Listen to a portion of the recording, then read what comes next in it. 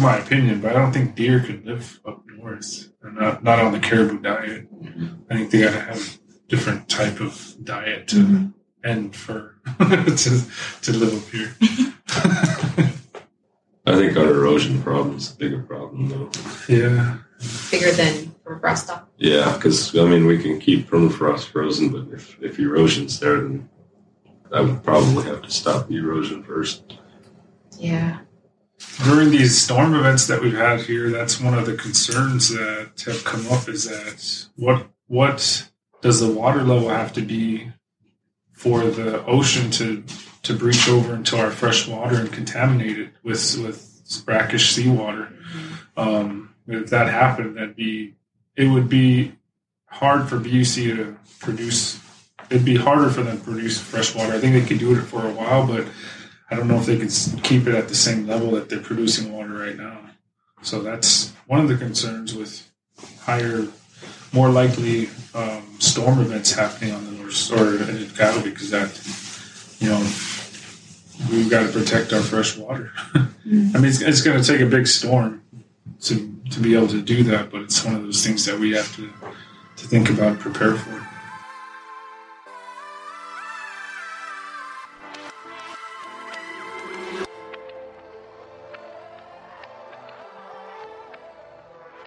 As far as adaptability goes, so one of the themes of our project is not just what these problems are, but how you're adapting to them. And you talked about whalers using aluminum boats now, and this past season with only one whale being caught hunting more to compensate for that, which I think are two good examples of how you've dealt with it. But could you, one, elaborate on how using aluminum boats is different than using the sealskin boat? And maybe if you could think of any other examples, either of you, in hunting or in your job or in your lifestyle, of how you as a community have adapted to these changes. I think adapting to more water on the personal side, I think that's great. The more time I can spend out on the ocean, that sounds like fun to me. But having to adapt traditionally, changing our ways, I think it's not going to do away with anything. It opens up our season for seal hunting longer. Whaling, it's going to be different, a challenge in the springtime, but springtime is generally used to be a successful time. So if it opens up earlier there, it would change how we hunt with the skin boats. If there's no ice to hunt on, that would definitely be a big change in our tradition. So you would still be able to go hunting, but that would require some changes within the whaling community to go aluminum boat whaling, which is kind of sometimes selected second to the map. So the difference is one is on water and one's on ice. They're both on water, but the locations would be different. Okay. The way I look at it is that we've always hunted, and we've always hunted with the Iñupiaq, with our skin boats, and in the springtime, and really that was because that was how we had to do it back then. That was how we had to get meat on the table. And if you look at it from our perspective, that's the most important thing, is that we get food on the table. I think I personally love using Iñupiaq. I love sitting there discussing stuff with my uncles, discussing how to hunt, discussing stories, discussing how they want to hunt the whale, and waiting for the whale on the edge of the ice. That's how I would prefer to hunt in the springtime. But if that's not available, I'm all for aluminum, getting an aluminum boat and going out and catching a whale, because that might be the only way that we can do it. If that's how we have to do it, then that's how we have to do it. I think the Utqiaġvik mentality, for the most part, is that, we want to feed our community. We want to make sure we get whales and bring them in and share it with our friends, our family, everybody in the community. I think that's that's a discussion for the Barrow Whaling Captains Association. But that's just my opinion. I think if the ice conditions are not there for going out in the Iñupiaq, and if the whales are going further out, then we have to go to them somehow. And going out with the Iñupiaq is just not feasible to go out that far. You're talking probably beyond 3 to 4 or 5 miles, and it would be really dangerous if the conditions are there and they're good to go hunting with the aluminum boat. Then I think that's how we're going to have to do it in order to get food on the table. Yeah, I don't think nobody wants to lose that tradition, though. Right. It would almost be like giving up a language in the same sense. Still really important to us. But we work hard all year collecting all of you go out seal hunting to make the skin boats, and you dedicate a lot of your time to it to be traditional and to keep it traditional. It sounds simple. It just uses aluminum boat, but it's not. It's a I don't know how to put it.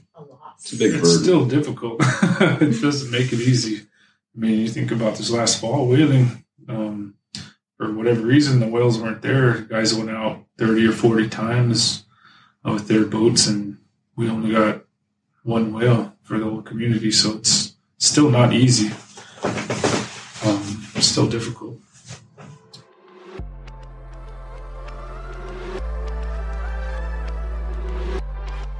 But just to clarify, because I don't think I fully understand, and I want to be able to understand and be able to explain it. The distinction between the sealskin and the aluminum boat, aside from the tradition and the preference to sealskin, is that sealskins can't go out as far because they're more fragile, maybe, as to the aluminum. Jenna, so in fall time they use aluminum boats to go whaling. Okay. They don't use sealskin boats in the fall time because they use sealskin boats to go over the ice, and you can't really bring an aluminum boat out there without, you could. We do in the springtime, but it's more of a backup because once you catch a whale, once you strike the whale, everybody can get to it as soon as possible and bring it in and harvest it. That's the most important thing. It's a rule. Yeah. So in the springtime with the sealskin boat, and a big reason why I think that they use a sealskin boat is because it's quiet. When you push the boat out into the water, that's how you strike a lot of whales in the springtime, is that the whale will come right up next to the ice. You'll push the boat out and you'll be quiet in the water and you'll be able to get close and strike the whale. And then you can also, I've gone out for hours at a time with a sealskin boat and chased whales for hours and hours, and they do fine in the water. It's just that you're going off of the oar, and if conditions get bad, you can't go into the deep water without risking the crew more because you don't have as much horsepower with the paddle as you do with an engine. So it's staying with the Iñupiaq is very important. It's something I don't think we're going to lose here in Utqiaġvik. But I think that in order to hunt with the Iñupiaq, the conditions have to be there to hunt. And usually the whales have to be within, I would say, a quarter mile of where you're launching from. If they're beyond that, then you're trying to catch up to them or waiting for them going out further. And it's harder to catch up to them at that point. And the conditions would definitely have to be favorable. No wind. Yep, they have to have less wind. Current has to be relatively low. To go out further. So it's a lot of factors there. Right. That makes sense. It does. It does. It's a big difference in how we hunt with the Iñupiaq as opposed to with the aluminum boat. You're going out and you're going to the whale, and with the Iñupiaq you're more waiting for them. I'd say. So it's about distance, really, and with the lessening sea ice, there's a greater distance between the whale and. Some of it might be even belief, because then with the Iñupiaq, your belief is that the whale's coming to you, it's giving itself to you. So there's a lot more connection there. I think for me anyway, it's really when a whale does that with the Iñupiaq, that I don't know. For me, I always remember which crews strike with Iñupiaq. And you hear the stories from them and how the whale gave itself to them. So it's really meaningful for a lot of us here. Does that make sense? It does. Thank you for explaining.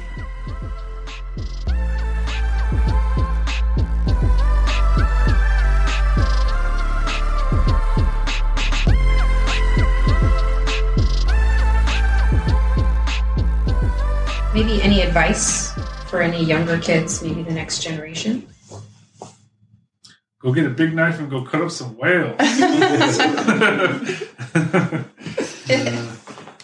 If you have an opportunity to go out and go learn, go out there and learn what you can while you're young.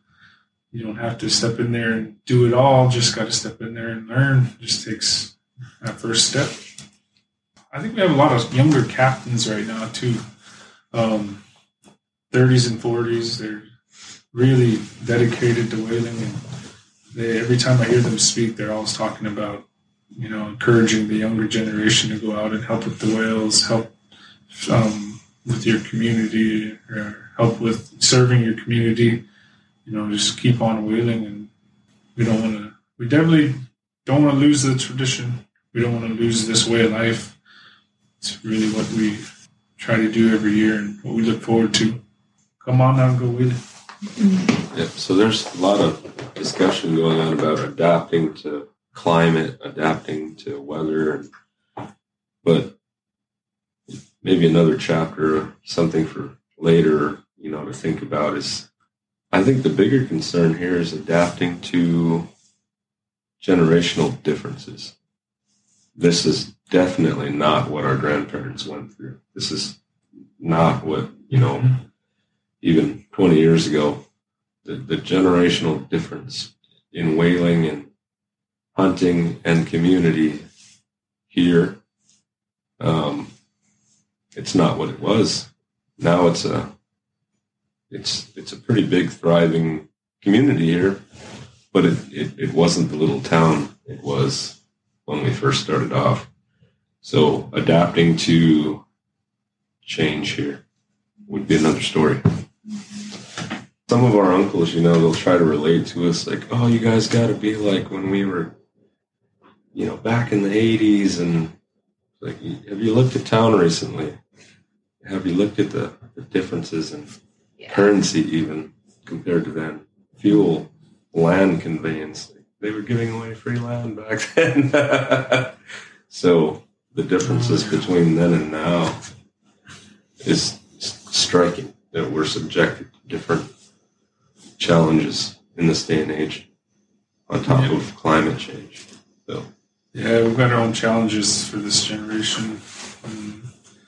I don't think all of them have presented themselves outright yet, but I think they're going to have to be dealt with sometime soon.